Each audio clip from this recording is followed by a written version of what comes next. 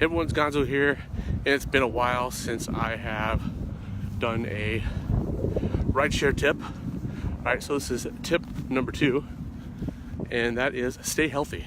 Alright, so when I first started doing rideshare, I was doing this full time for a little while, and then by the end of it, I'd gained a lot of weight. Right? If you're not sure if you gain a lot of weight, just talk to your fellow drivers, look at each other's profile pics, right? And you notice a difference there. So since I've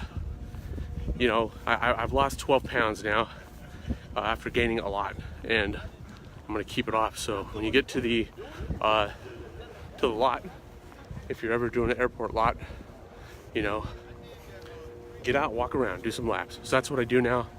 I feel a lot better. I recommend you do the same. If anything, it's going to keep your blood pressure lower. All right. Also, pack a lunch. Get yourself a little lunch bag. Put an ice pack in there. Make a few sandwiches. Makes a big difference in eating out or skipping meals, getting your metabolism low. So that's it. Today's a healthy tip of the day. Let me know what you think. And what do you do to stay healthy when you're out doing rideshare? Have a good one.